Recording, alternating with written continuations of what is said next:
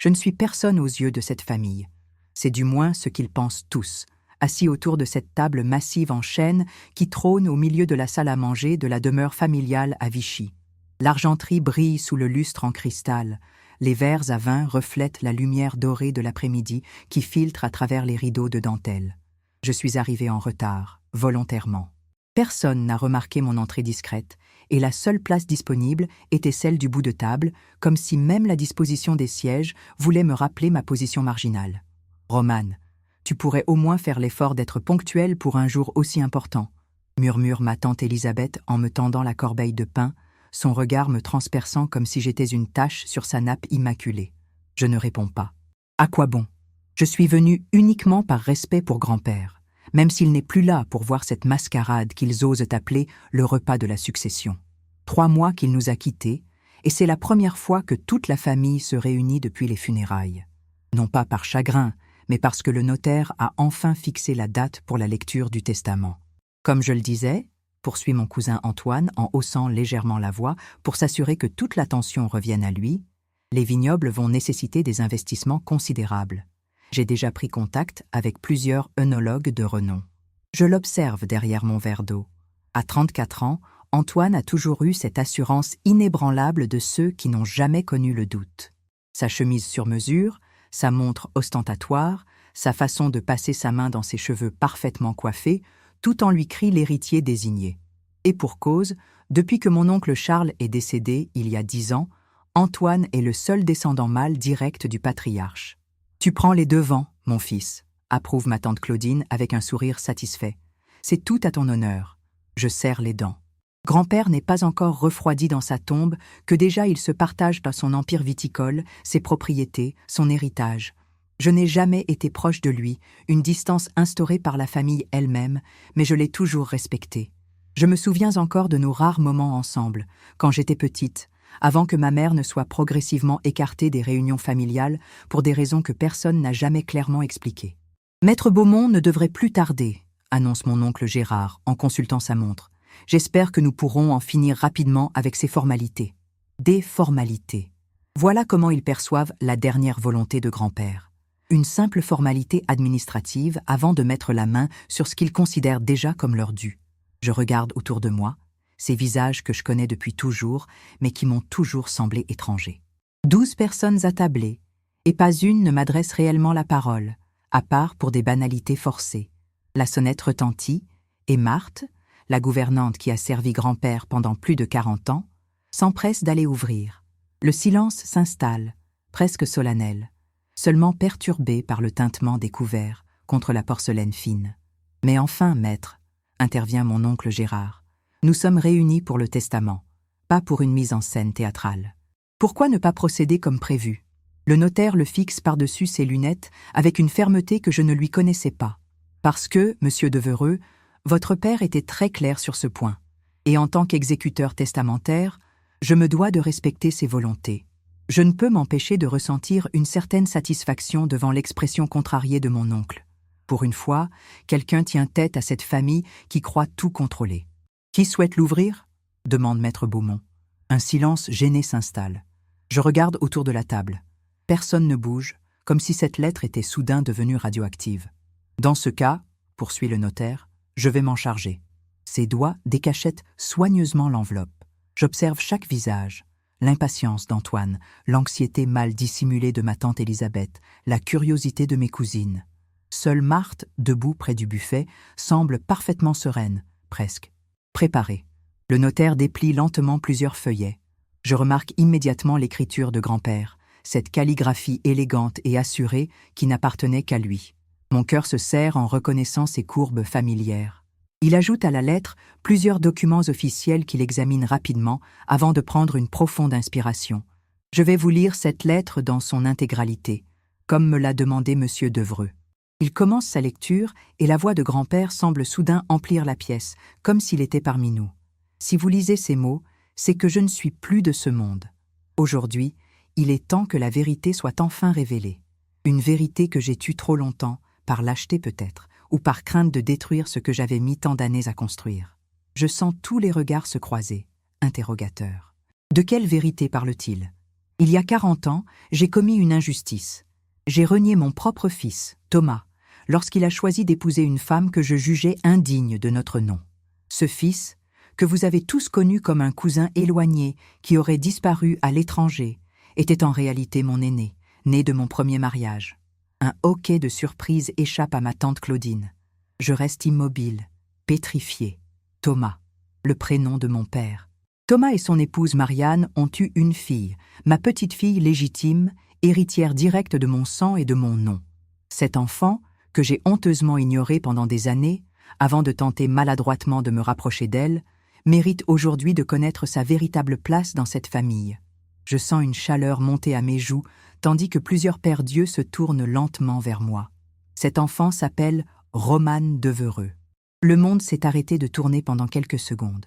Je fixe la nappe blanche devant moi, incapable de lever les yeux pour affronter leur regard. Le silence est assourdissant, jusqu'à ce qu'Antoine le brise d'un rire nerveux. « C'est une plaisanterie, n'est-ce pas ?» lance-t-il en se tournant vers le notaire. Grand-père avait perdu la tête vers la fin, nous le savons tous. Maître Beaumont ne répond pas immédiatement. Il sort de sa serviette un dossier qu'il ouvre méthodiquement. « J'ai ici l'acte de naissance original de Thomas Devereux, fils aîné de Louis Devereux et de sa première épouse Hélène Bardot. J'ai également l'acte de mariage de Thomas avec Marianne Laurent, ainsi que l'acte de naissance de Romane, leur fille. » Il fait glisser les documents vers le centre de la table. Je reconnais le certificat de naissance de mon père, celui que ma mère gardait précieusement dans une boîte en métal sous son lit. Comment est-il arrivé entre les mains du notaire? Ces documents ont été authentifiés, poursuit-il. Il n'y a aucun doute sur leur légitimité. C'est absurde, s'exclame mon oncle Gérard en se levant brusquement. Nous avons toujours su que Thomas était un cousin éloigné, pas le fils de mon père. Mensonge, murmure doucement Marthe depuis son coin de la pièce. Tous les regards se tournent vers elle. La vieille gouvernante s'avance lentement, ses yeux brillants d'une détermination que je ne lui avais jamais vue. « J'étais déjà au service de monsieur lorsque Thomas est né, » dit-elle d'une voix claire. « J'étais là quand monsieur l'a chassé pour avoir épousé Marianne. J'étais là quand il a orchestré cette fiction d'un cousin éloigné. J'ai gardé ce secret toute ma vie, par loyauté envers monsieur. Mais maintenant qu'il n'est plus, je dois honorer sa dernière volonté. Romane est sa petite-fille légitime. Je sens une larme couler le long de ma joue. Tout prend soudain sens. Ces regards distants, cette exclusion subtile, cette place toujours marginale. Ce n'était pas de la simple indifférence. C'était la peur que je découvre la vérité. C'est ridicule, siffle ma tante Élisabeth. Si c'était vrai, pourquoi Louis n'aurait-il rien dit de son vivant? Pourquoi cette mise en scène macabre? Le notaire reprend sa lecture, imperturbable. Si je n'ai pas eu le courage de rétablir la vérité de mon vivant, c'est par crainte de vos réactions, par faiblesse aussi. J'ai préféré le confort du mensonge à l'âpreté de la vérité. Mais aujourd'hui, je ne peux partir sans rendre justice à Thomas et à sa fille. Romane est mon héritière légitime, au même titre que mes autres descendants. Antoine se lève d'un bond, le visage déformé par la colère. C'est un coup monté. Cette personne n'a jamais fait partie de notre famille. Elle apparaît comme par magie le jour de l'héritage? Qui nous dit que ces papiers ne sont pas des faux? Moi, répond simplement le notaire. Et la justice, si vous souhaitez contester. Mais je vous déconseille cette voie, monsieur Devereux. Les preuves sont accablantes. Je trouve enfin la force de relever les yeux. Autour de la table, je ne vois que des visages défaits, incrédules ou furieux. Sauf celui de ma cousine Léa, la Benjamine, qui me fixe avec une curiosité nouvelle, presque de l'admiration. Il y a autre chose, continue maître Beaumont. Monsieur Devereux a modifié son testament il y a 3 mois, juste avant son décès. Selon ces nouvelles dispositions, la propriété principale de Vichy, ainsi que 51% des parts du domaine viticole, reviennent à mademoiselle Romane Devereux. Cette fois, c'est le chaos. Les protestations fusent de toutes parts. Antoine renverse son verre de vin qui se répand comme une tache de sang sur la nappe immaculée. Une métaphore parfaite pour ce moment où tout bascule. Et moi, au milieu de cette tempête, je reste étrangement calme. Ce n'est pas la fortune qui me touche, c'est la reconnaissance. Grand-père m'a finalement reconnu comme sienne. Après toutes ces années, il a choisi la vérité. La salle à manger s'est transformée en champ de bataille. Les voix se superposent, certaines hurlent à l'injustice, d'autres menacent de recours juridiques. Antoine a quitté la pièce en claquant la porte, suivi par sa mère en larmes. Je reste assise, observant ce spectacle avec un détachement qui me surprend moi-même. « Silence !» La voix du notaire claque comme un fouet. Ce comportement est indigne de la mémoire de M. Devreux.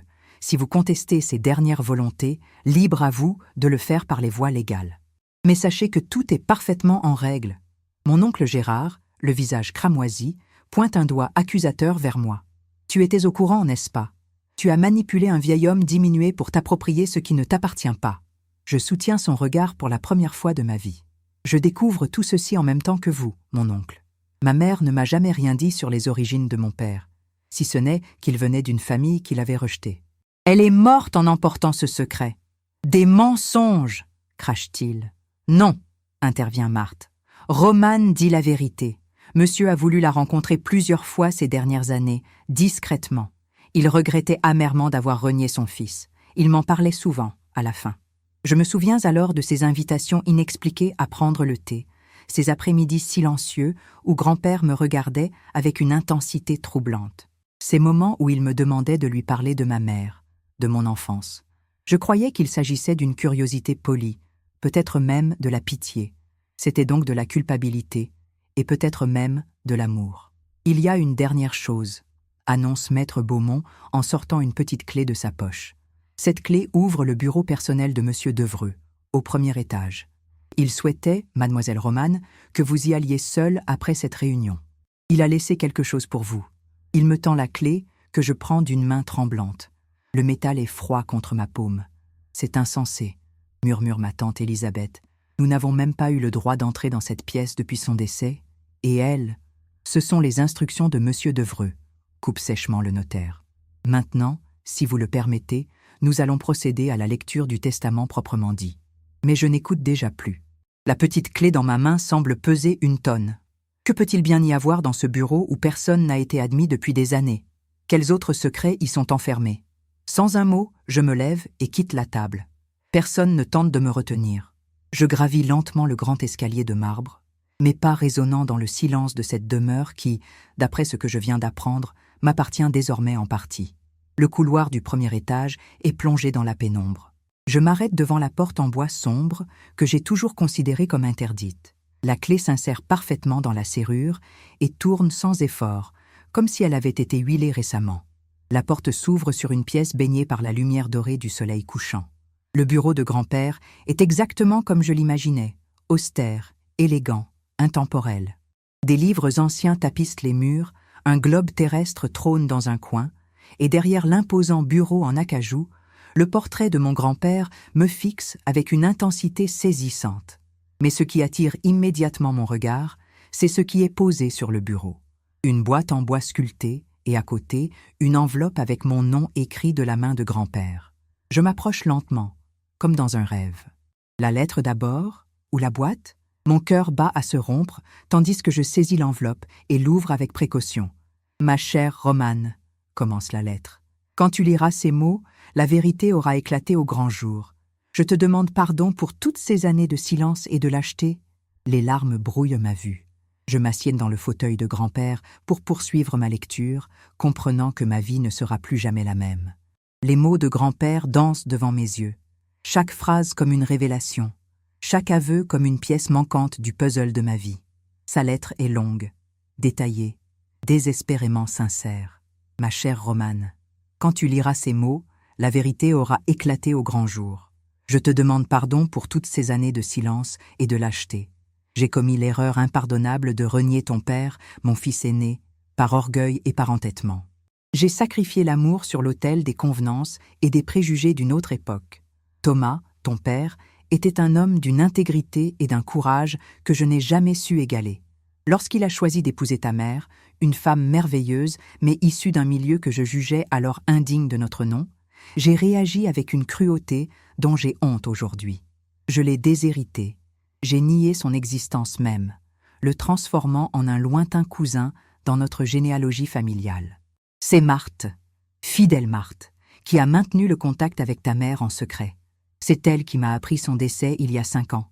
C'est encore elle qui a organisé nos premières rencontres, ces moments maladroits où je t'invitais pour le thé sans savoir comment te dire qui j'étais vraiment pour toi.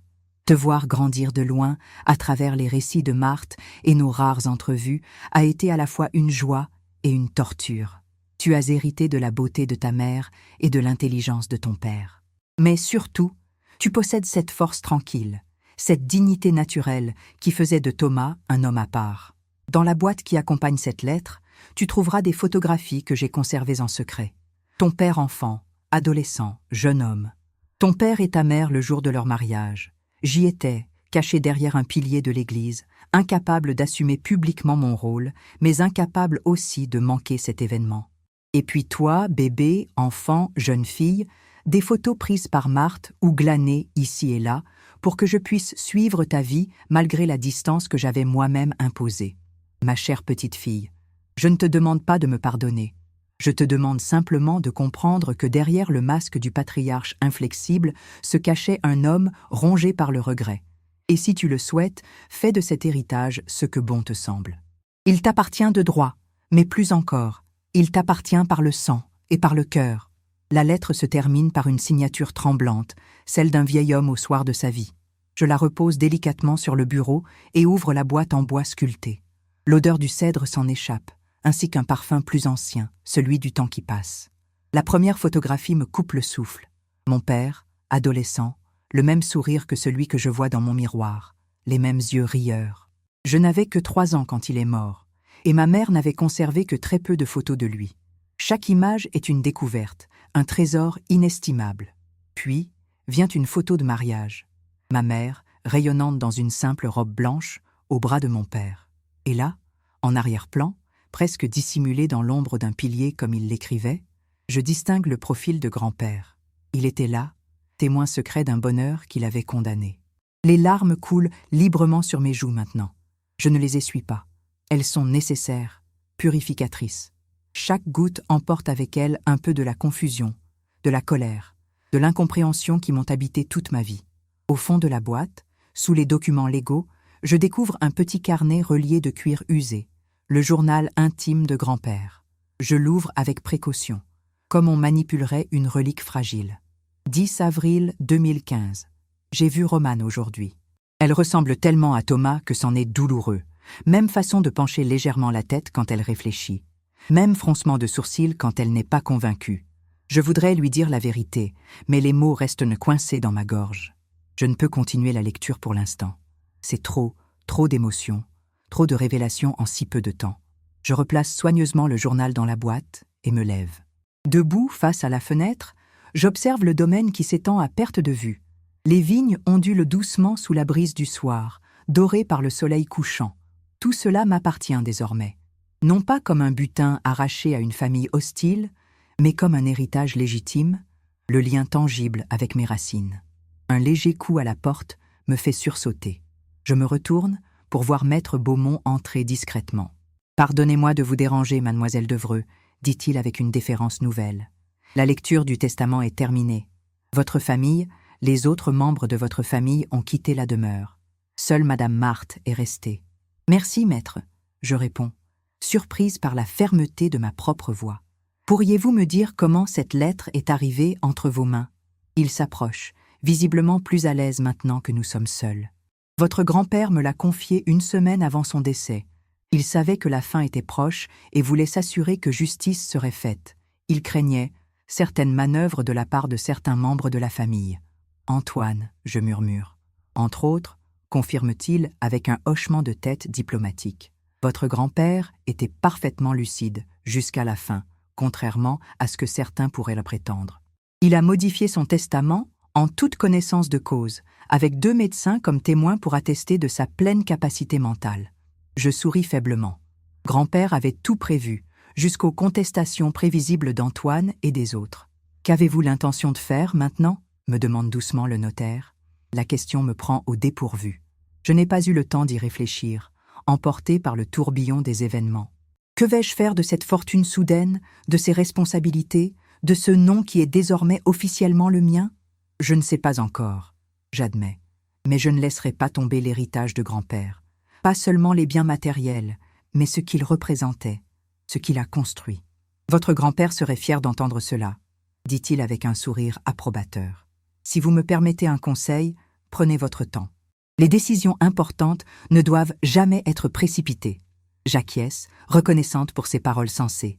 Maître Beaumont s'apprête à partir quand je l'arrête d'une question. Saviez-vous? Depuis le début, je veux dire.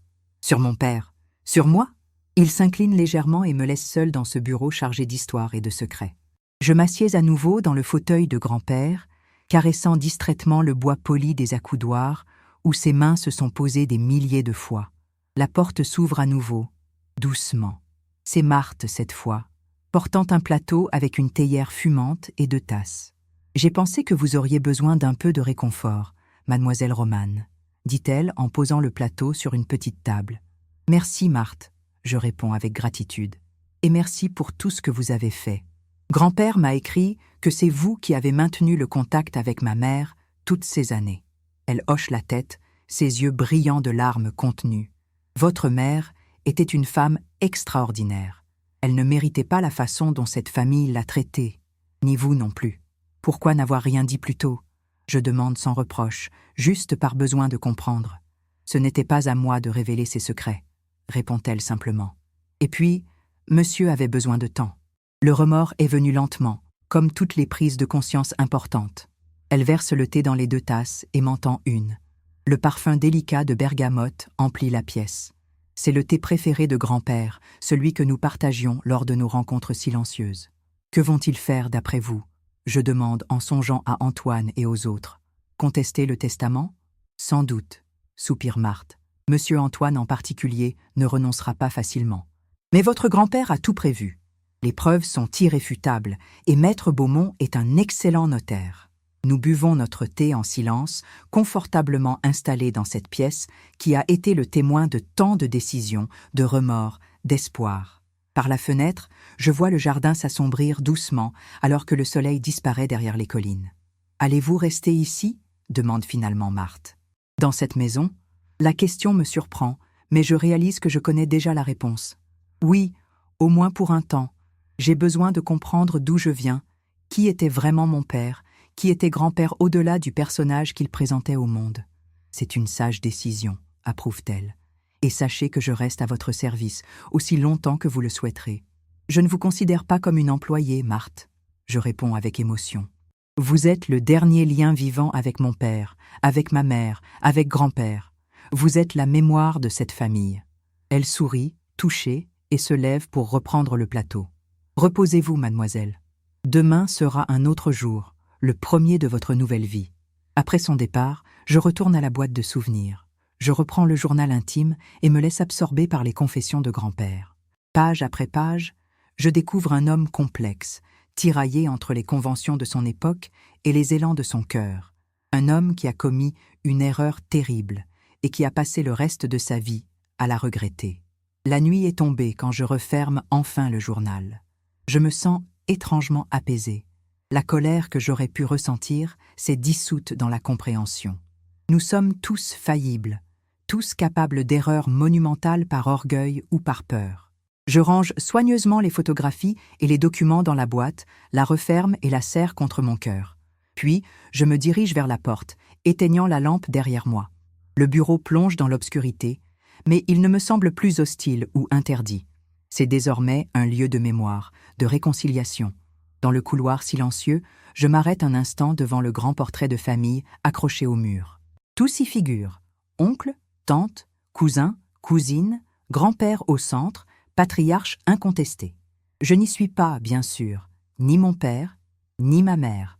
Un jour, peut-être, je commanderai un nouveau portrait. Un portrait où chacun aura sa juste place. Où les mensonges et les secrets ne dicteront plus qui mérite d'être représenté et qui doit rester dans l'ombre. En attendant, je descends lentement l'escalier majestueux de cette demeure qui est désormais en partie la mienne.